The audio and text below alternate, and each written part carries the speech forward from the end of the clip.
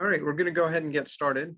Thank you, everybody, for joining today in our talk about information security here at the Institute and, outside the Institute. My name is Brian Epstein. I started at the Institute for Advanced Study in 2006. My team is responsible for the network and central systems administration, along with information security as well. This is a pretty informal talk, so if you have any questions, feel free to unmute yourself and, join in and ask the question, or you can ask in the chat. But if you're not asking a question, I just ask that everybody put yourself on mute. So whenever I talk about information security, I talk about the three main tenets of information security. Most people think of it as just confidentiality, but actually availability and integrity are very big and important parts of information security. The Institute exists to encourage and support curiosity-driven research, unburdened from distraction. And if you don't have the availability of the data that you need to work with, or the data is corrupt in some way and the integrity is broken, those things can interrupt that curiosity-driven research, and it can be distracting. So those are very important aspects of the information security here. And this is my role, is to make sure that you're able to access and do the work that you need to do. In most organizations, from what I've heard, information security is just a big red light. All they do is tell you what you can't do.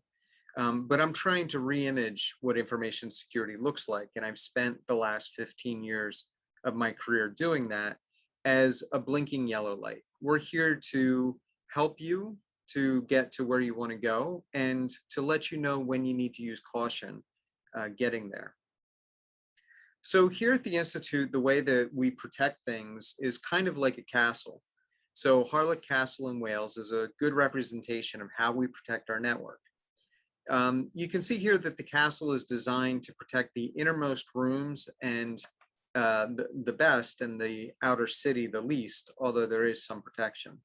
And this is how we split up our network here at the Institute.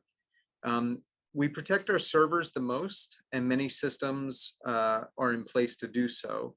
We utilize a team of individuals, keeping them secure and up to date. They are placed inside the most secure part of the network and cordoned off from the personal devices on campus that you can see here in the outer ward. These are your personal devices that you bring to campus. And we make sure that to get to the internet, or for the internet to get to campus, it has to cross over some sort of security mechanism. Here we have a drawbridge over the moat before you get into, where the guard station is, where they, pitch the boiling oil down if you're not supposed to be there. But the majority of what I want to talk about today is what you can do to protect yourself and protect the Institute as you use the information resources available to you. The majority of malicious hackers are really targeting one thing in the office, and it sits here. You see, no matter how locked down and secure we make the network, our castle, we still need to allow ourselves to use it and the computers that are on it. And the malicious hackers know this, and they know that people are fallible and we make mistakes. And that's why it's important for all of us to be diligent in thinking about security while we use the computer. So how do we protect ourselves and our privacy? Hiding from the world probably isn't going to work, but there are some relatively easy ways to protect yourself from falling victim online. The first thing is to educate yourself. You're here, so you've begun the process, or you're continuing the process, and that's very much appreciated. There are a lot of resources and guides on the IAS security website, which is at security.ias.edu. These are meant as a resource to you when you're thinking about how to keep yourself secure. There's a lot of links to free software to keep your computer safe. There's a fishbowl to see the recent phishing email that's hit our campus. You have my Twitter feed and my blog of what to do in various situations. For example, and we'll talk about this a little bit later, I recently posted an article about what I'm doing about COVID-19 contact tracing apps. Are they safe? What do they do? If you're interested in that, I highly recommend taking a look at that article. There's also links to antivirus for Windows, Mac, iPhones, and Androids, things of that nature, which you really need to have installed on all of those devices at this point. Free advice on protecting yourself, your families, your partners, and more. The first thing to do, though, in protecting yourself is backups. Now, we're talking about your personal devices here. Your institute provided devices are already being backed up on your behalf. So why do we need backups? Well, we all know that machines fail, and that's fine. We can go over to Best Buy and buy a new computer and have it up and running in a half an hour. But the problem is your data. If your data is not backed up, then you lose the most important part of that computer. And there's other things that could also destroy that, like ransomware. And so making sure that you have a backup, making sure that it's working and tested is paramount as far as using any kind of computing device. If all of your family's photos are on your smartphone and you're not backing your smartphone up, what happens when you drop it and it gets destroyed or it falls off the boat into the water? So make sure that you're doing your backups. If you have questions on this, we have a free backup software here called Crash Plan that allows you to back up your personal devices for free. So I highly recommend that you contact your computing help desk to find out how to use that. So after you have your backup set up, the next thing for you to take a look at is keeping your device up to date. The majority of computer exploits use known vulnerabilities, known things that your computer has a problem with, that's already been fixed by a software company. The way that malicious hackers get in is because the person didn't run their updates. So making sure that your computer software is up to date, it's a critical step in keeping yourself safe online. So what I recommend is scheduling a recurring date and time once a month to install your updates. If you're diligent about it, it won't be too painful. It may take a half an hour to do, and then you're done for that month. I liken it to sharpening your tools. Back when we lived in the caves and we were hunters and gatherers, we would take a day to sharpen our tools or to build our structures or to do things of that nature. And somewhere along the way with information technology, we stopped doing that. So please take a day to just sharpen your tools. Remember, your phones are just computers that you carry around with you, so make sure that they're included as well. Now also you need to install anti-malware software. So this is your antivirus, Trojans, and everything else, the malicious software that gets installed on your computer. Gone are the days when people could say, well, I have an Apple Mac, so I don't need antivirus software. Absolutely you do. There's many exploits out there for Apple computers as there is for Windows computers, Linux computers, Android devices, iPhones, iPads. All of those need some sort of anti-malware software. For Windows computers, it's easy. It's built in. Microsoft's Defender has really matured as a product and is viable enough that we recommend it to everybody for your personal devices. As far as your institute provided devices, an anti-malware software has already been installed for you. For resources on free to cheap anti-malware software to download, please visit the security website. Again, security.ias.edu is where you're going to find a lot of resources that you can install on your computer for free to cheap.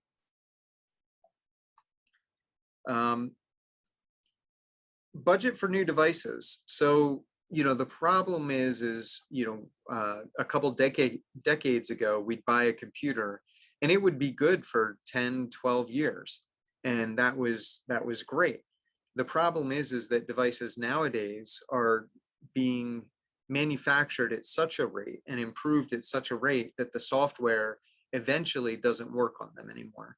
And the manufacturers, they've built this into their business plan where they get rid of support for old devices, and then you're no longer getting the security updates.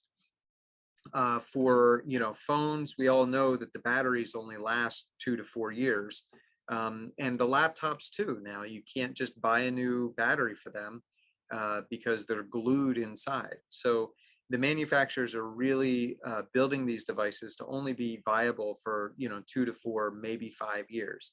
If you have an older device than that, check and make sure that it's still getting its security updates.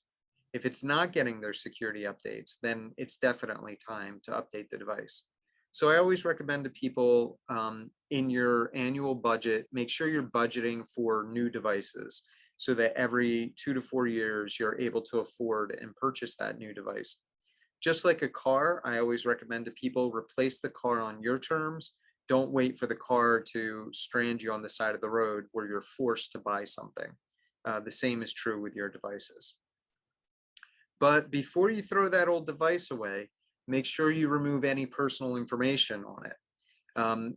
There are plenty of guides on how to wipe your device securely. If it doesn't work anymore, though, be careful before smashing it with a hammer. Many of these devices contain lithium-ion batteries. They can react badly if you physically abuse them. Contact your help desk or contact my team. We can help you with wiping those devices.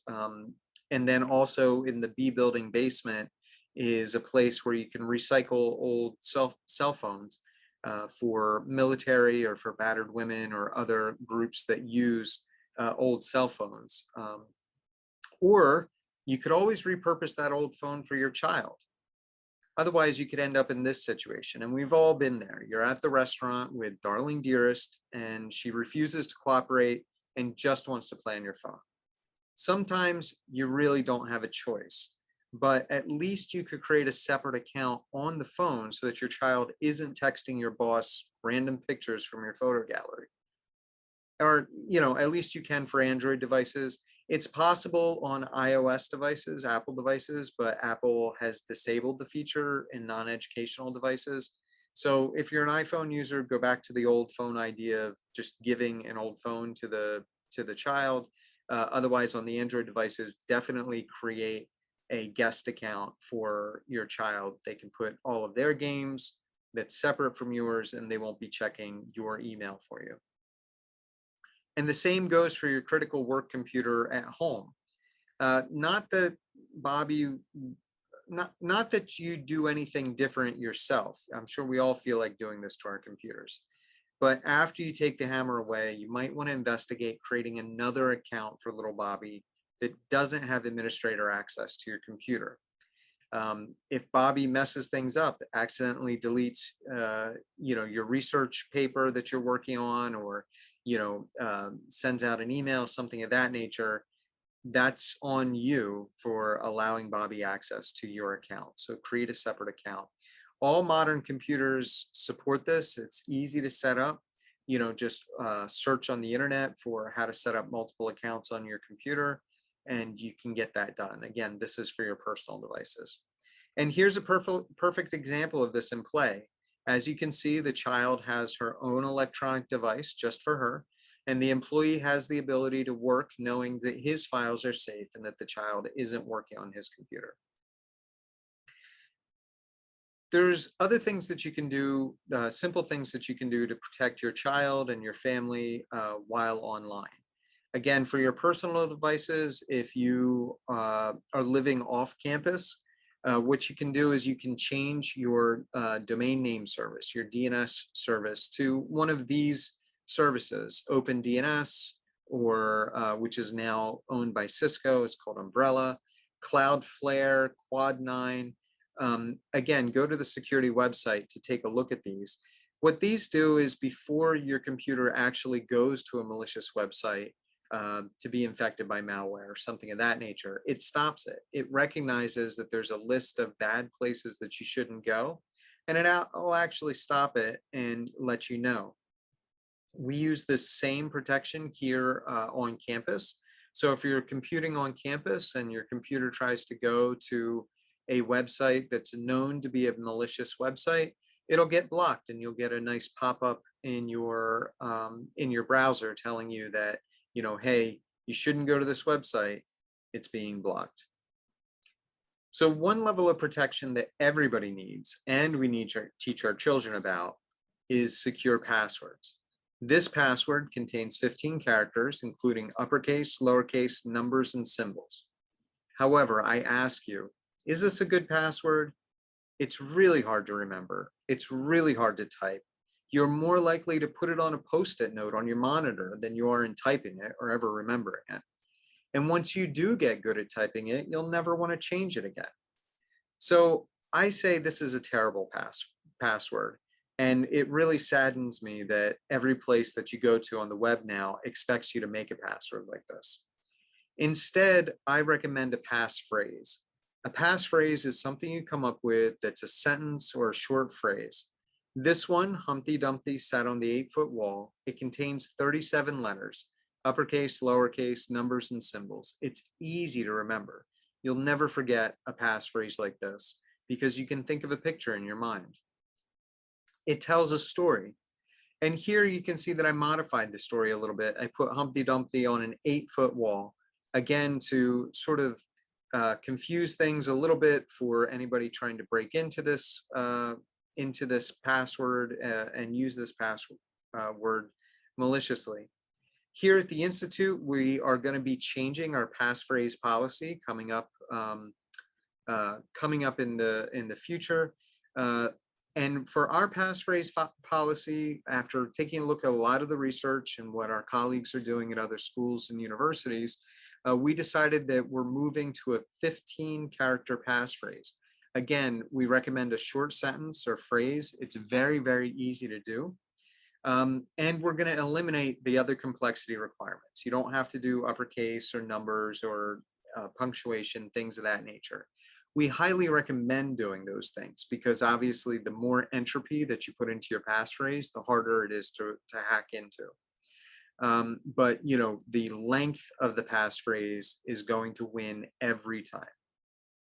So I wanted to show you some examples of hacking passwords and what they look like and why the length of the passphrase is so important.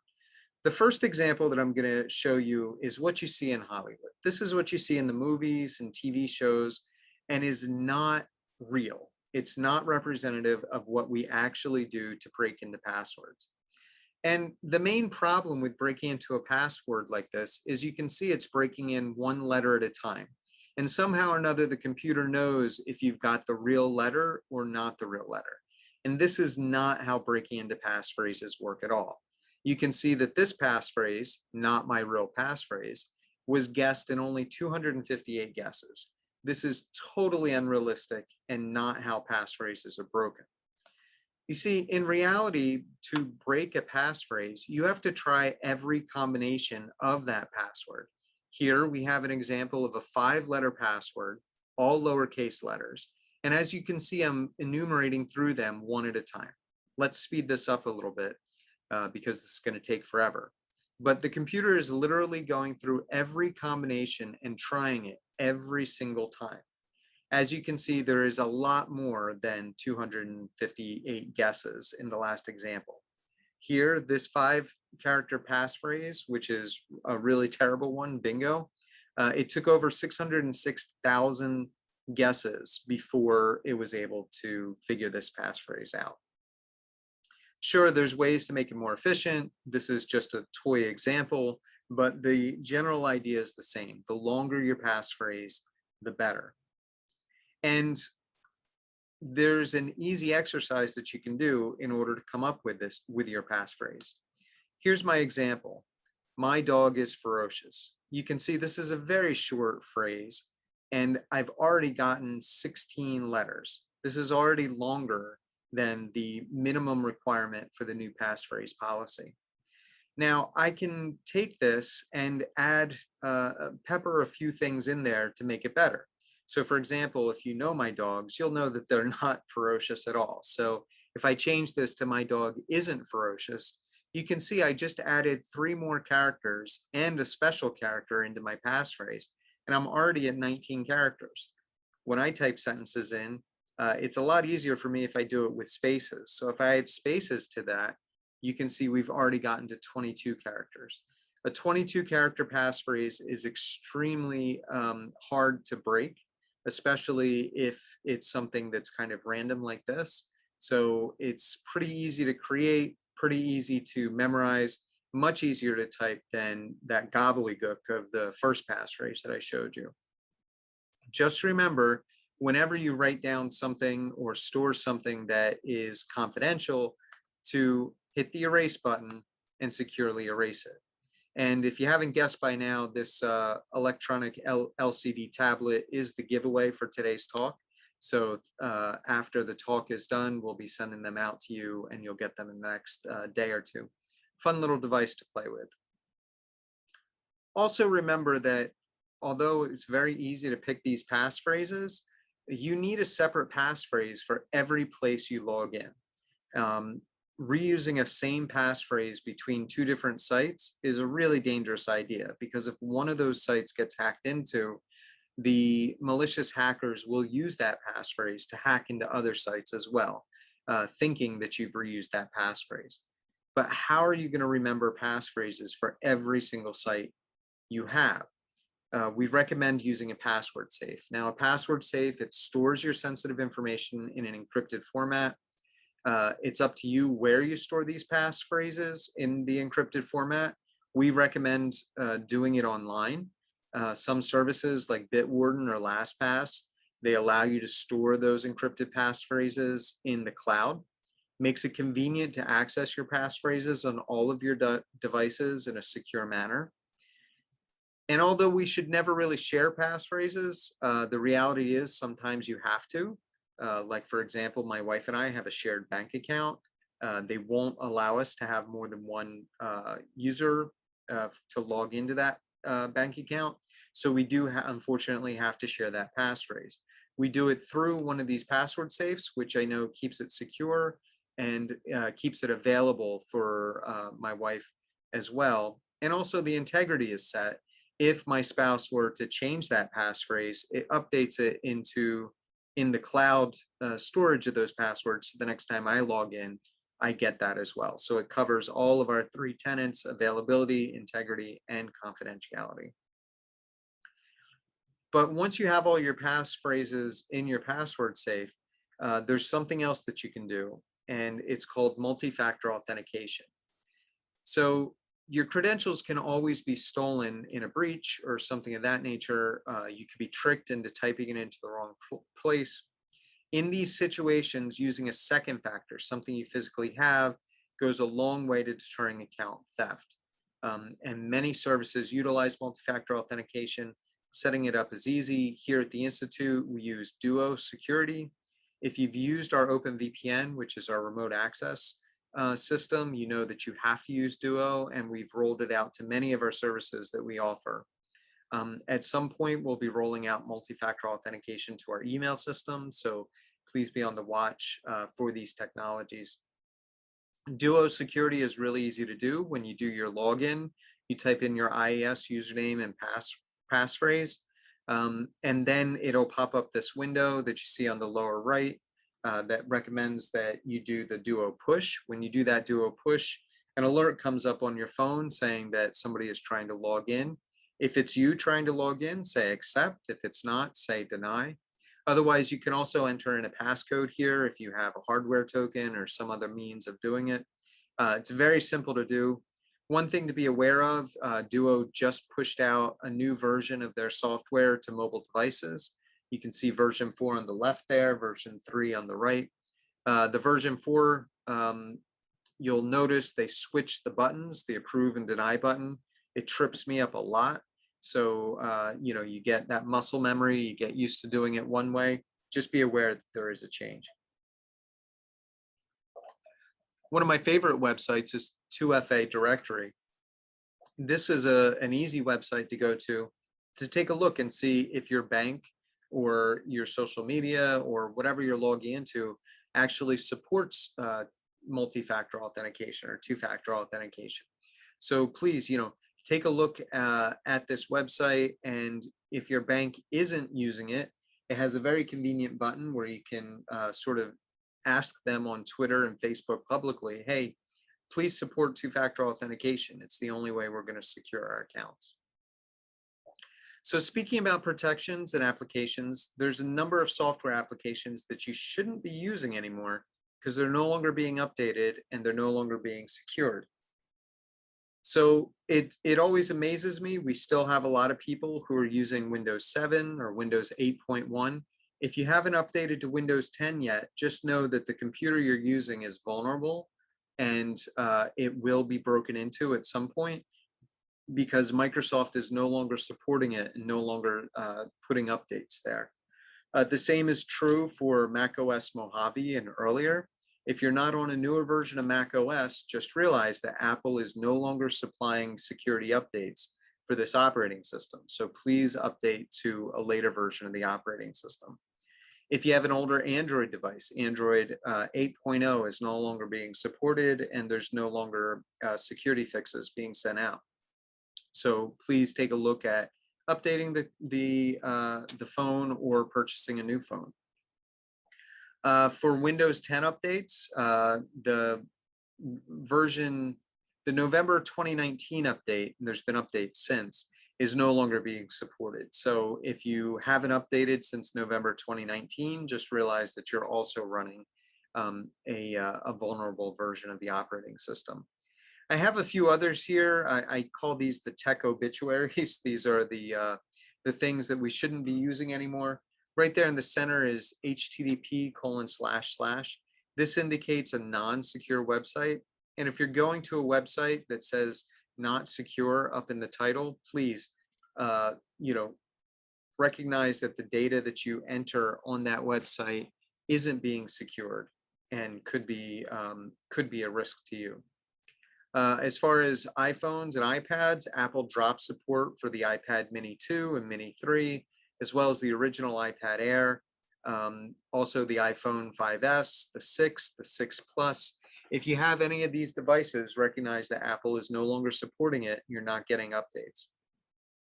I'm still amazed that people are using Flash in the browser. Adobe stopped supporting Flash a number of years ago, so please don't use that. iOS 11, is also out of support. I also have Internet Explorer and Microsoft Edge up there on the screen. We highly recommend using a more secure browser than the two that come built in with Microsoft Windows. So, please take a look into that. One of the other things that people say is dead is privacy. And so I wanted to talk about privacy. Is it dead? What are your thoughts? Let's take a look over at, at some social media as far as privacy goes. For example, the shenanigans over at Facebook. In 2018, Facebook was chastised because of their rollout of two-factor authentication. Hey, wait a minute, Brian, you just said two-factor authentication is good. What's up? Well, the problem is with Facebook, they asked people to give them their cell phone numbers so that they could send them a text message to use as their second factor. What they didn't tell people is that they took those phone numbers and then they gave them to their marketing department. So now all of a sudden the marketing department was selling your cell phone numbers along with other personal information so that people could market to you. I mean, what a way to destroy the trust, Facebook. So just remember, be careful with that. But just in case you think that Facebook's the only bad one, it's not. Because it just so happened that Twitter did the exact same thing. They asked people for their cell phone numbers, and then they leaked those cell phone numbers to the wrong places. Twitter and Facebook have also had breaches of their site so that your personal information was shared out. So my recommendation is on these sites, make sure that what you're sharing there is really and truly, you would be fine if your grandmother saw it. That's what I always say. If your grandmother saw it or anybody on the internet, because eventually that data could be and probably will be breached. So take a look at that. But don't worry, it's not just Twitter and Facebook, because TikTok just settled a class action lawsuit in March for $92 million because of the breach of data that they had.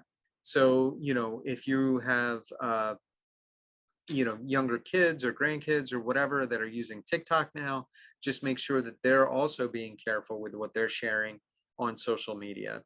And just in case you didn't think that was bad enough, well, Yik Yak is coming back. That's yet another social media. Unfortunately, I have to stay on top of these social media applications, but they're out there, and all of them want your data, and all of them are probably going to get breached at some point. And talking about breaches, if we take a look at the breaches over the past couple of years, we can see that there's been some huge ones. Capital One Bank, Facebook, Clark County SD, the Presbyterian Health, DoorDash, if you've been using DoorDash during COVID.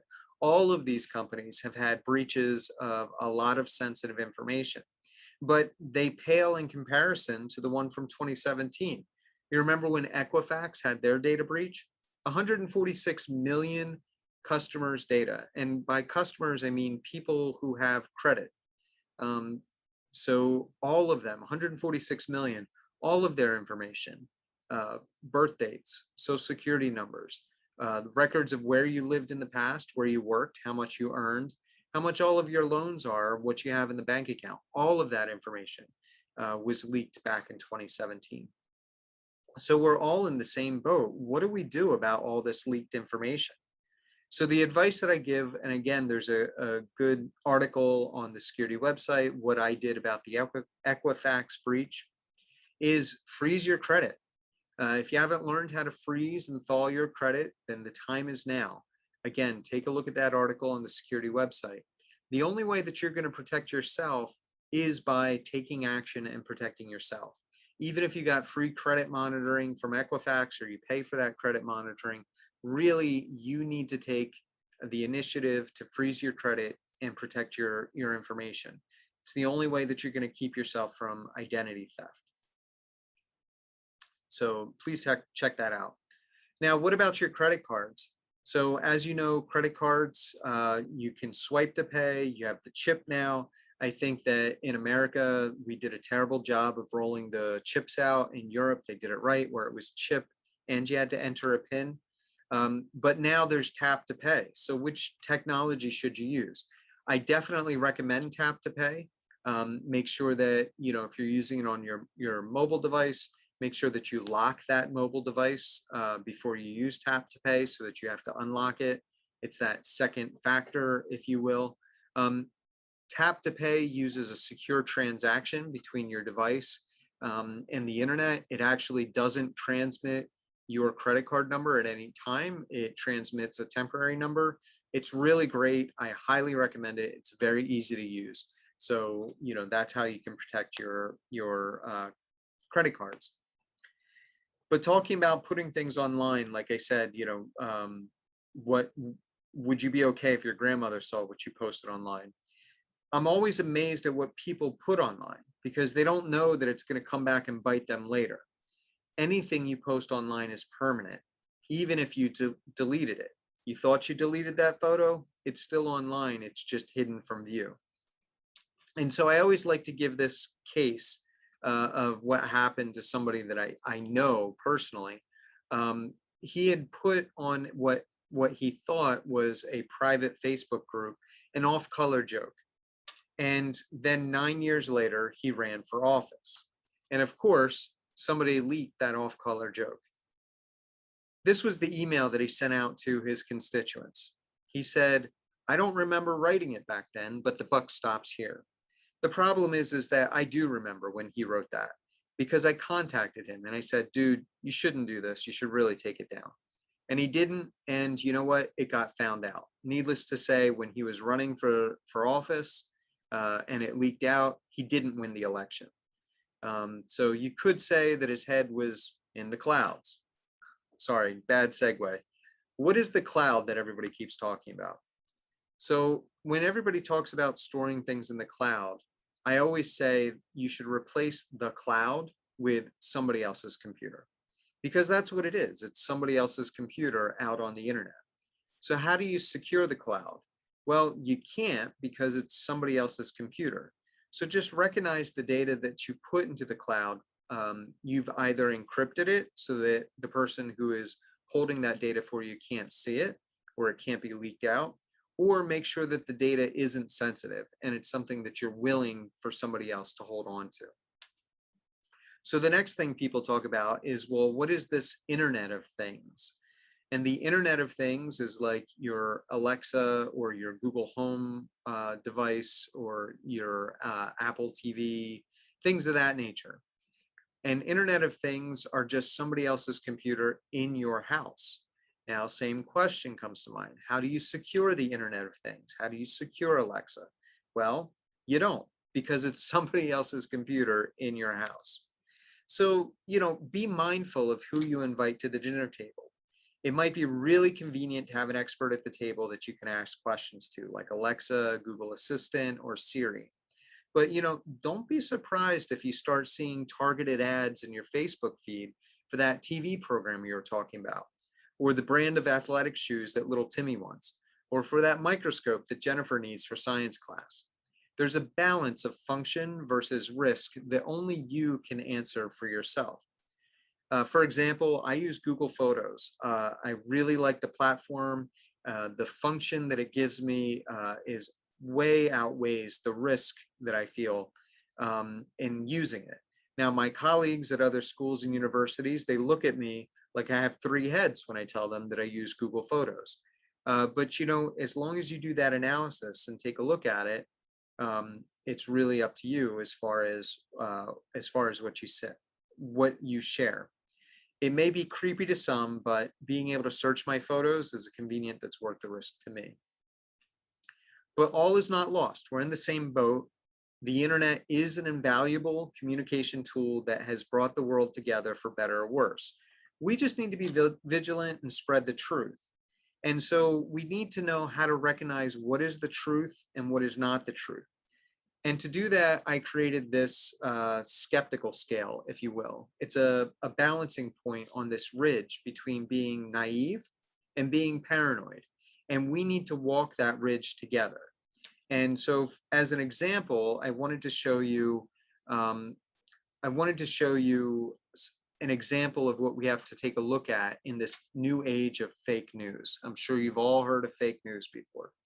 So I created this little demo. It's a little video. The audio might be a little out of sync, but just bear with me and take a look.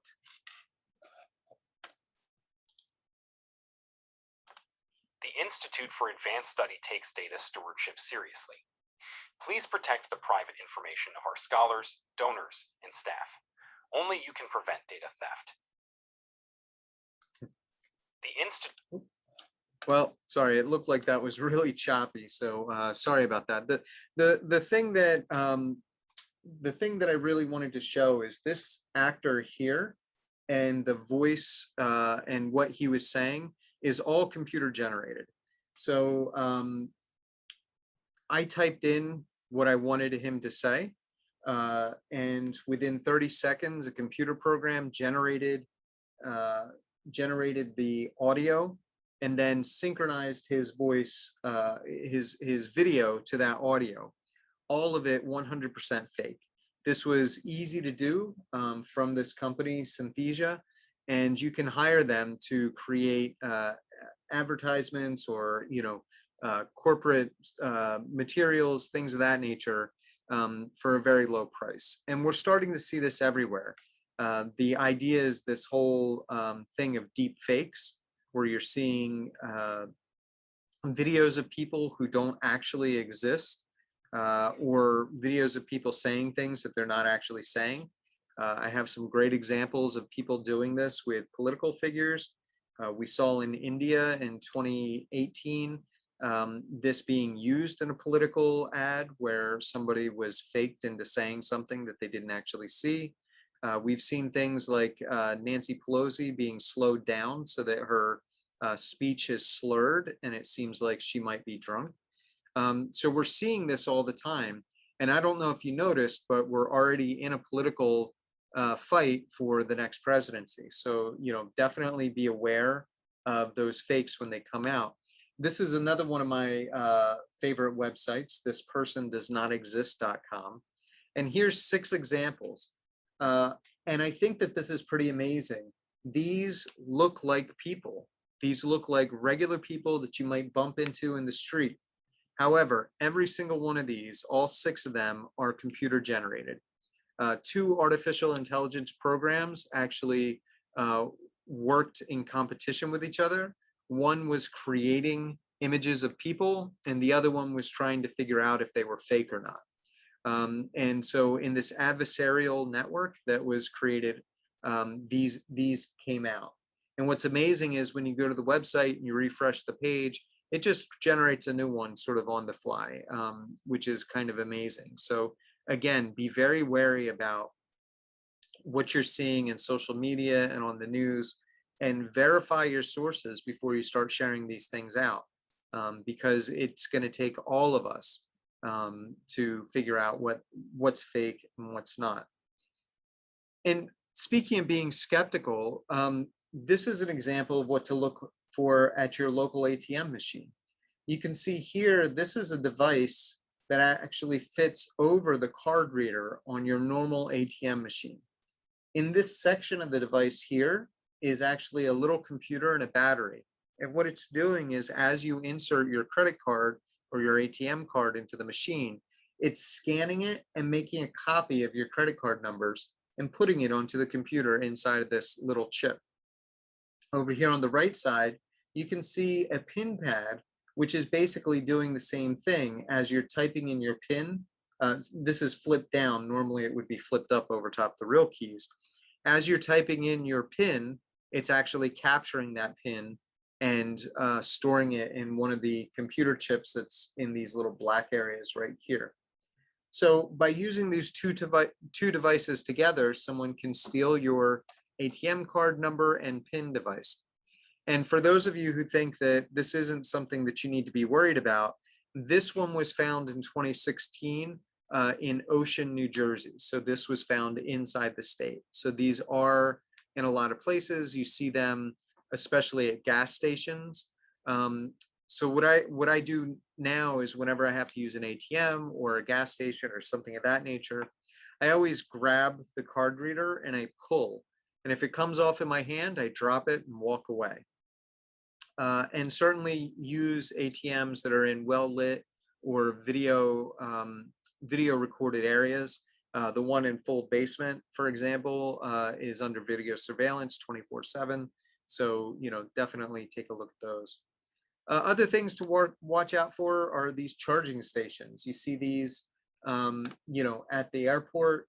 They have 2 USB plugs there and a standard wall outlet plug for power.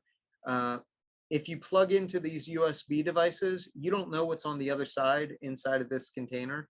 It could just be a simple charging device, or it could be a computer that's making an illegal copy of your cell phone. So the only way to use these, in my opinion, is by using your regular wall charger and plugging them in. So let's take a quick look at email scams.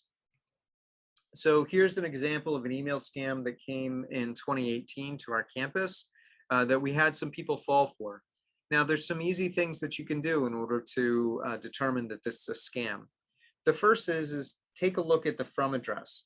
Does it make sense that does this from address make sense? Now, what I have blurred out there is actually one of our members' names, who is definitely not part of the computing help desk. So that should definitely be a flag.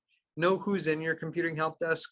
It's on your computing help desk's webpage. So, definitely take a look at that and know who you should be expecting email from. You can see the color scheme is off. The color scheme at the Institute is kind of blues and grays, and this is totally not our color scheme. The other thing is this talks about your university account. In my 15 years of working here, we've always called, I've always heard of us being referred to as the Institute, not the university. And then here we have what I call too bad to be true. If you don't act within 24 hours, your account's going to get disabled. Anytime you see something that's too bad to be true, if you don't act immediately, that should immediately set up some flags to tell you this is probably a scam. The other is also true. If it's too good to be true, your uncle in Nigeria has left you millions of dollars, again, something that should be flagging you to say, well, that's not really good. The last thing is what I call hover to discover. So when you take your mouse and you hover over these links, it comes down here at the bottom and tells you where it's going. forgetcea.be is definitely not an institute website. After doing some further research on this fish, I found that this fish was sent out to Purdue University. You can see Purdue University totally matches the color scheme in that email. The malicious hackers, they didn't even take the time to rebrand it to the Institute, and they didn't have to, because again, we had people actually fall for that one. Here's another one. Again, just take a look at the from address. The subject here is very redundant, e-notification, notification. When I address the faculty and staff, I always capitalize them. Too bad to be true. This was sent on July 11th. If you don't do anything by July 14th, the sky is falling. And again, hover to discover. Move that mouse over, hover over it, and at the bottom you can see this actually goes to ND football quiz. Something definitely not institute related. So we talked about phishing, but you have to be, and phishing is specifically for emails. You have to be diligent to also, look out for vishing, which is voicemail phishing. I didn't come up with these words, and we've seen this happen. We had 2 scams in the past few years of older parents of staff members who were actually tricked into wiring significant sums of money to thieves. And when I say significant, I actually mean life savings amounts to thieves. So please be careful of the scams over the phone. We're seeing a lot more of these scams over text messaging now. So again, take a look at the link here, bestbuy.com.bcfy.biz. So this actually doesn't take you to Best Buy, it takes you to some other account. So please be aware of this in basically any communication medium that you have: text messaging, phone, fax, email, social media, et cetera, et cetera. They're all trying to get you. This is a very popular one, is the gift card scams. Hey, I send you a note as your boss. I need 25 gift cards. Please pick them up for me. I'm in a conference in Texas. Please just drop ship them immediately overnight to Texas, to where I'm at. Thanks very much. So, make sure that if you're being requested to do something by a colleague or a boss, to just contact them and verify that what they're saying is actually true. This is one that is I'm seeing now frequently, is QR scams. These QR codes, they were invented in '94. They were getting popular in the early 2000s and late 2000s. They seem to really have caught on. You scan it with your phone, and then you can go to a website or look up a product. As you can see here, I've created this QR code for some free iBuds. Just scan it now. Recognize when you scan these and automatically open them that it could be to malicious software or to a phishing site. So please be wary of those. And so in order to push this home, I have this quick video that I wanted to show you about being distracted, especially in COVID times, and falling for these types of scams.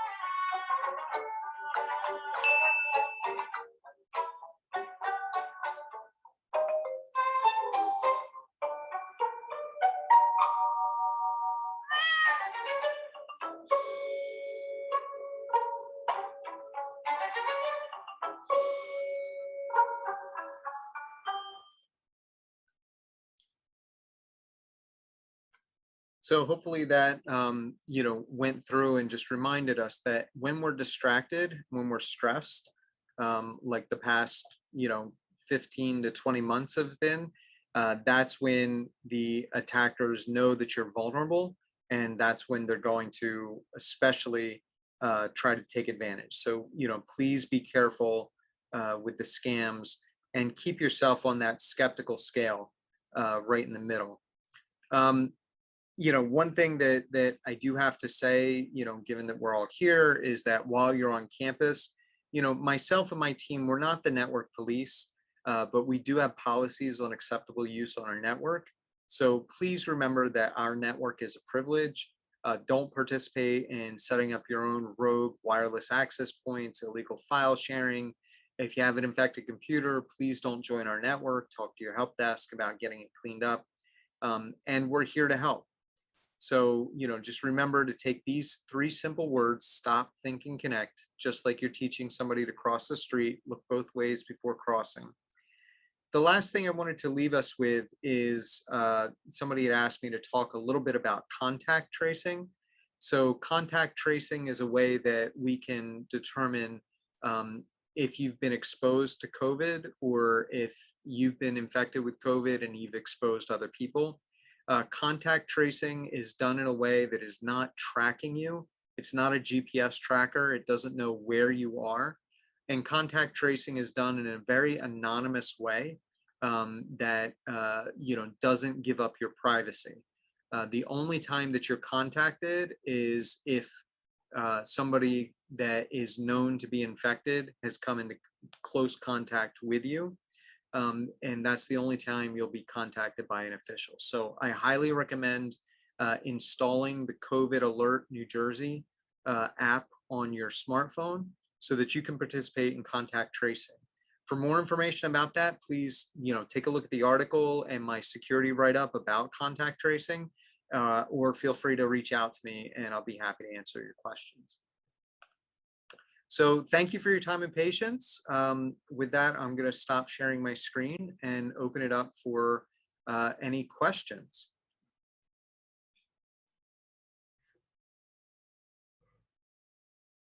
I have a question. Sure. I have 2 questions, in fact. Okay. The first one is, how do we know that the safes you're speaking about are safe, the passphrase safes? Sure. And the other one is, how do you encrypt your data if you want to send them to the cloud? Yeah, so 2 very good questions. The first one is the password safes. Take a look at the reviews online and take a look at the list on the security website. The very popular ones, 1Password, for example, Bitwarden, LastPass. There's quite a number that are out there. If it's one that you're paying for, or one that, has a big following, they're probably okay. If you do have questions, feel free to email me. I'd be happy to have a conversation with you about the specifics of them or something of that nature. Right at the moment, the Institute pays for LastPass for its staff. That being said, LastPass has recently made some changes, so I'm not recommending it as much anymore, not from a security standpoint, but more from a customer service standpoint. So, at some point we will be moving away from LastPass, but they're still really good if they work for you and you don't have the customer issues. As far as encrypting your data before sending it to the cloud, there's a couple different things you can do. So there's a couple different pieces of software that you can use. They're on the security website. If you have a very specific need, we can definitely talk about it. If you're just transferring a document in a secure way, we have a service called File Locker, and I put that in the security website in the chat, so you can just copy and paste that. But File Locker is a really good way to send data securely that is encrypted, and it's something we run here. But there's a lot of different pieces of software you can do to encrypt your data. You can do encrypted PDFs, for example.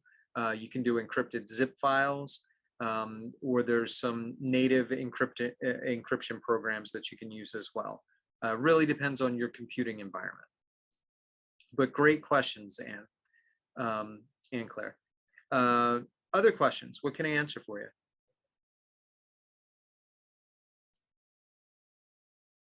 And if anybody's uncomfortable speaking, feel free to put them in the chat. I really appreciate the turnout here, and it's so good to see all of your faces. Again, participating in these types of seminars and things is only going to make the Institute stronger, because you are sitting at the front line and you are keeping the hackers out. So you're our first line of security. And I really appreciate your participation. All right, if there's no other questions, we're going to be sending out the tablets via inter-office mail. We have the first batch we sent out, a lot of them were broken, so we fixed them all. So hopefully they all work this time, but certainly if you run into a problem, feel free to reach out to me and we'll get it fixed for you. And I'm here for you, as many of the help desks say, and myself as well. The only dumb question is the one unasked. We're here to support you, so please ask us the questions. We're here to help. Thank you so much. Have a great day.